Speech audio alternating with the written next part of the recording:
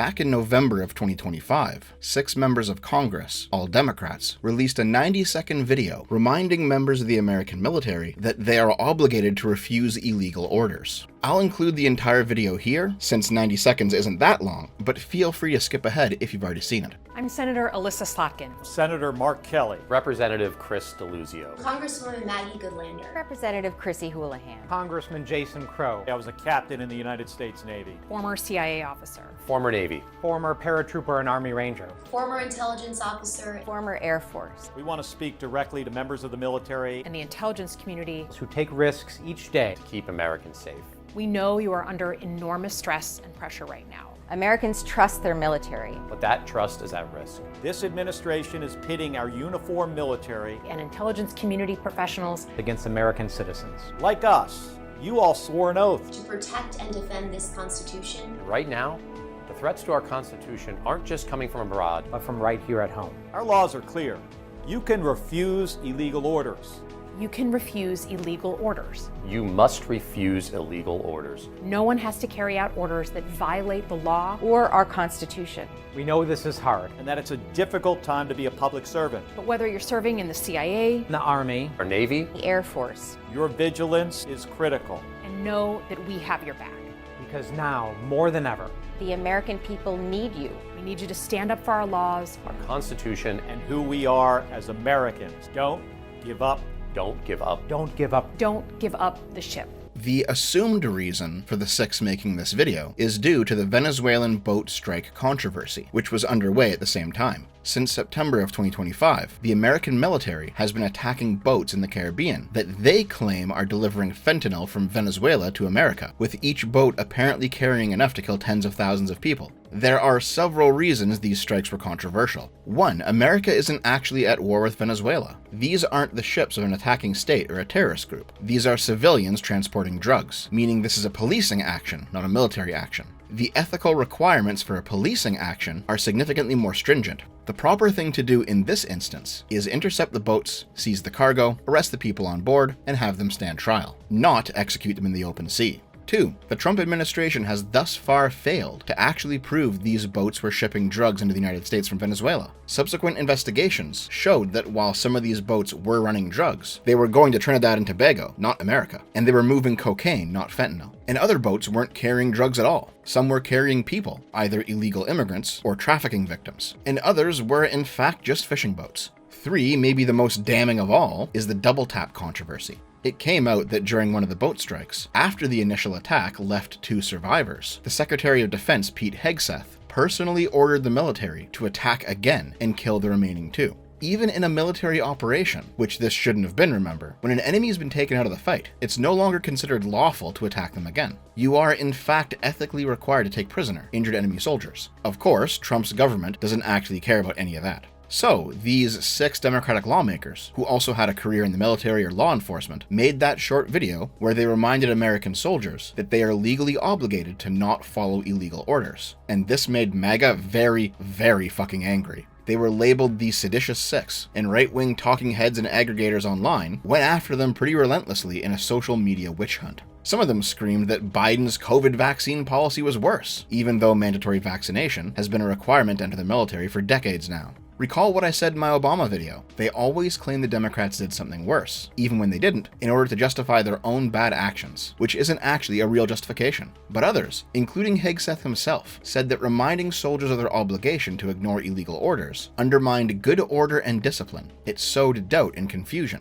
Meanwhile, Trump was more explicit. He said directly on Truth Social, "The traitors that told the military to disobey my orders should be in jail right now, not roaming the fake news networks trying to explain that what they said was okay. It wasn't and never will be. It was sedition at the highest level, and sedition is a major crime. There can be no other interpretation of what they said. Each one of these traitors to our country should be arrested and put on trial. Their words cannot be allowed to stand. An example must be set." And of course, Trump retruthed the reply to the story saying, "Hang them." This is a pretty fucking insane reaction. The argument for the 6 is that they obviously said don't follow illegal orders, and Hegseth and Trump generalizing that out to all orders is inaccurate. It clearly shows they simply want to punish dissent. The argument against the Six is that when they said don't follow illegal orders, they didn't mean illegal orders, they meant all orders actually. The divide ultimately boils down to the fact that Trump and Hegseth don't believe their orders are illegal, even if by the letter of the law they might be. Therefore, any calls to not obey illegal orders is actually targeting their legitimacy. You can go back and forth in that debate pretty much infinitely, since the pro-Trump crowd is always going to say the orders were legal, and therefore comments about not following them are bad, and the anti-Trump crowd is always going to say the orders were illegal, and therefore comments about not following them are justified. But at the end of the day, Trump and his cabinet are in charge, and they simply forged ahead regardless.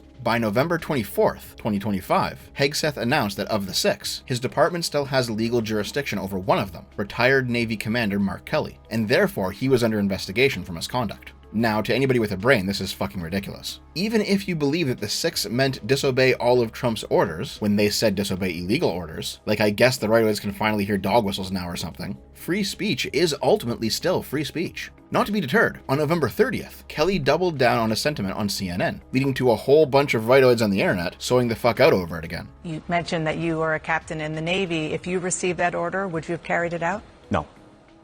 No, and I'm a guy who, I have sunk 2 ships. You know, I've sunk an Osa 2 missile patrol boat in Kuwait Harbor, a Palnakni troop carrier in the Persian Gulf during the first Gulf War. I never, in that situation, questioned whether those strikes were legal. We were given an order to do this. It was a time of war. These were Iraqi ships with Iraqi crew members who posed a threat to the United States military, in this case, who they invaded Kuwait. We're trying to kick them out of Kuwait. This was approved by Congress, all of that, right? So, but if I was ever given an order for a second, I've had questions about the operation in general, and I've been saying this for weeks, putting service members kind of like, are you stepping over a line here? Is this legal? They have tied themselves in knots trying to explain to us on the Armed Service Committee how this is legal.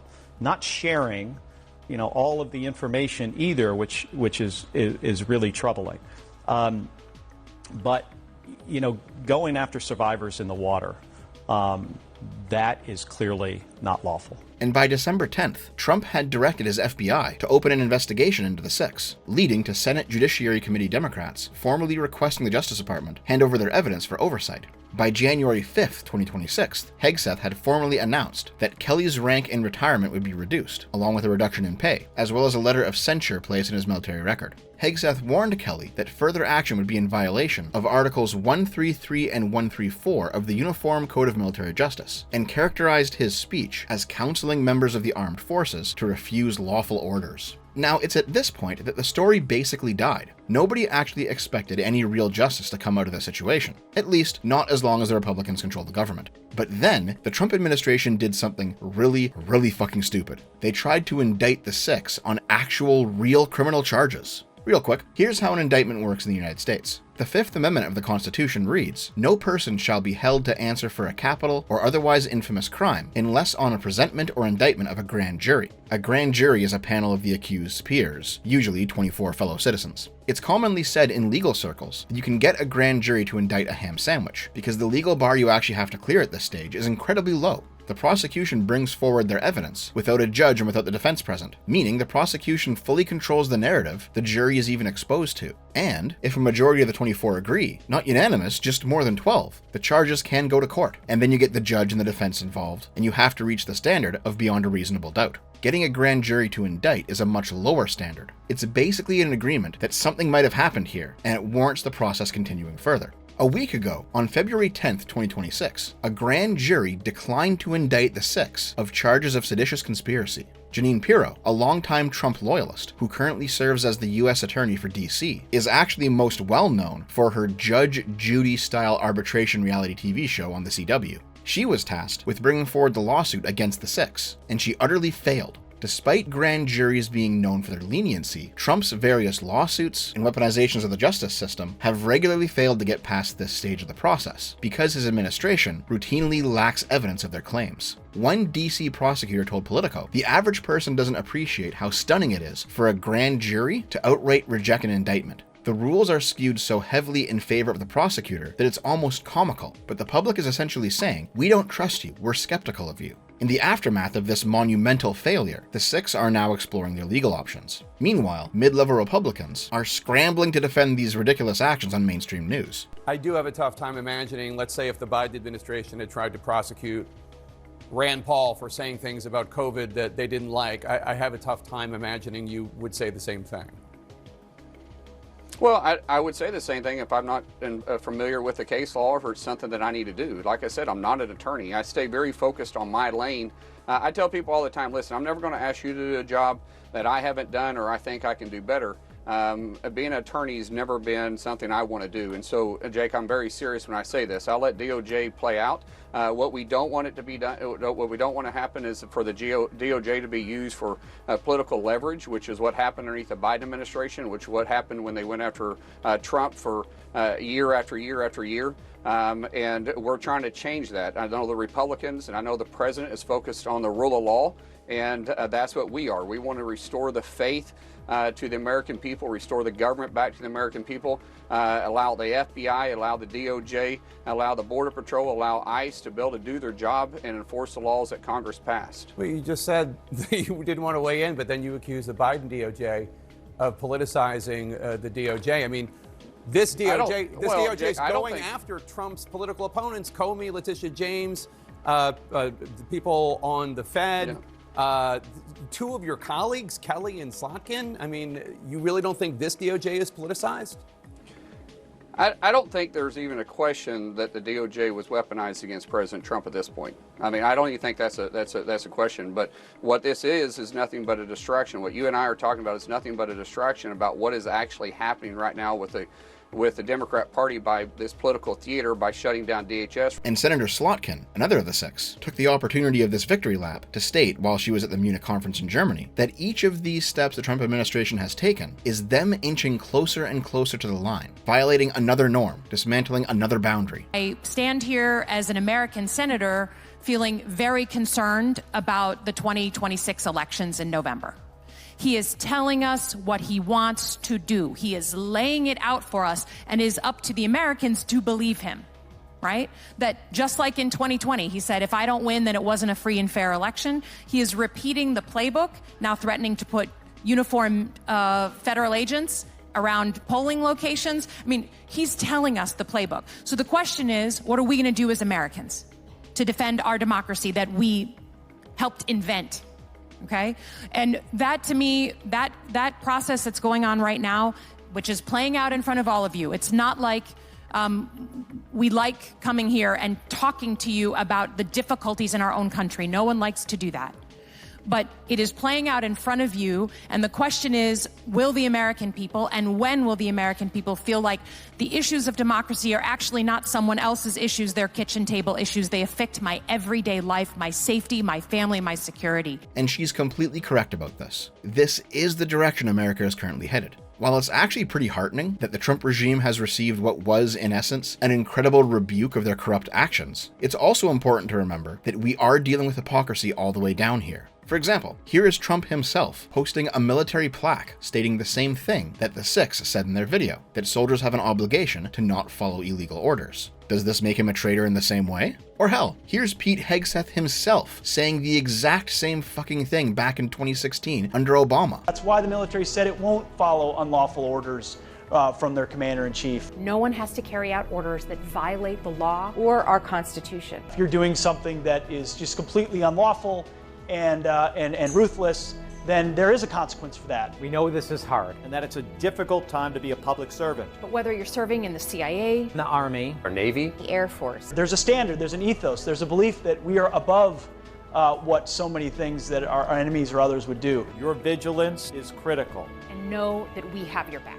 because now, more than ever, there have to be consequences for abject war crimes. Of course, these hypocrisies don't actually matter to MAGA. Remember, they all came in their pants when Trump gave the dictator's creed a year ago, that he who saves his country does not violate any law, something I went into greater detail on in my video about the Zoomerwaffen. When Trump or Hegseth or any of the others in his administration talk about legality, they're doing so in a purely pretextual way. To them, what is legal is what benefits the regime, and what is illegal is what obstructs the regime in accomplishing its goals. In this way, the law, or even the Constitution itself, can be deemed illegal and tossed aside, if the tyrant has the will to do it. Right now, what's stopping Trump isn't the deep state. It's the fact that there's still enough decent people in government willing to follow the law as written and not as Trump wishes it was. Judges willing to rule against him when he's actually wrong. Jurors willing to reject indictments when it's obvious lawfare. I don't know how long these final guardrails will hold. We can only hope things remain intact until it's possible to remove the Republicans from power. But the fact that Trump and his cronies were even willing to fucking try this stunt should give everyone pause.